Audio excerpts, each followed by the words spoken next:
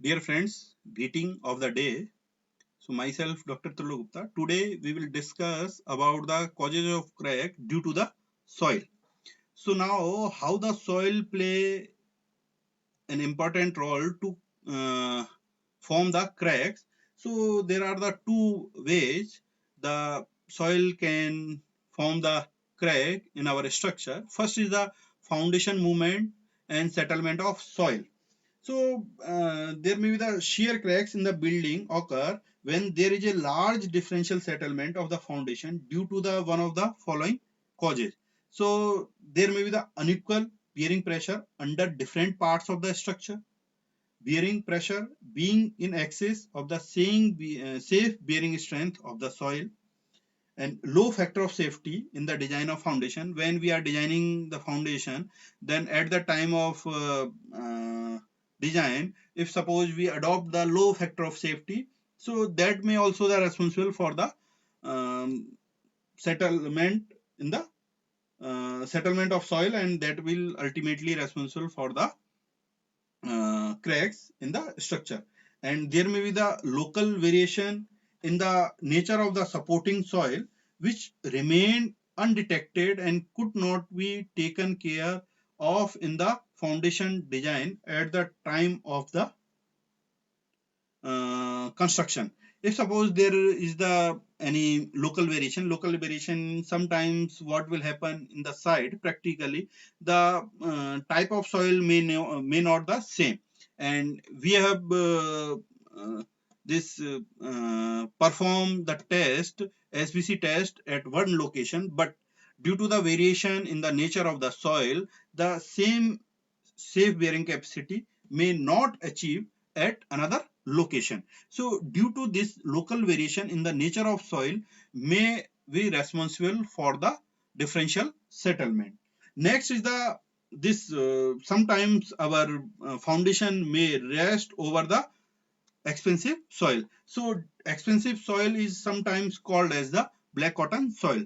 So due to this presence of water, when water is present in soil, that it will expand, and at the time of this evaporation of the water from the soil or drying condition of the soil, it will contract.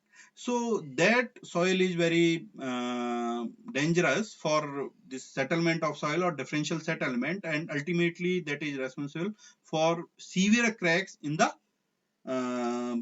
our structure. Now this figure shows the foundation settlement. So when the foundation is settled due to the differential settlement in the soil, so what will happen? There will be the diagonal cracks generally takes place nearby the this uh, less strength of the part, that is the openings where our strength or stiffness is less. So at the corners of the opening, this is propagated, and ultimately it is goes up to the RCC level where this RCC elements is encountered. So this types is generally in the diagonal type. Next is the our region for the this cracks in the building, that is due to the soil. So there may be the growth of vegetation. Basically, roots of a tree generally spread horizontally on all sides to the extent of height of the tree above the ground. And when the tree are located in vicinity of a wall, they can cause crack in the walls due to the expensive action of the roots growing under the foundation. So this first figure shows the cracking of the this compound wall. This is the figure of a compound wall or boundary wall, and there is the this growing root under the foundation, and we can say that this due to the this growing of the roots, what will happen? There will be this will break our DPC or lowermost foundation of the compound wall or boundary wall, and there will be the diagonal cracks propagated from bottom to top end. This when the soil under the foundation of a building happen to a shrinkable clay cracking in wall or floor of building can occur um, in different ways. That is the growing root of trees cause dehydration of soil. So this growing roots will also responsible for the dehydration of soil, which may shrink and cause foundation settlement.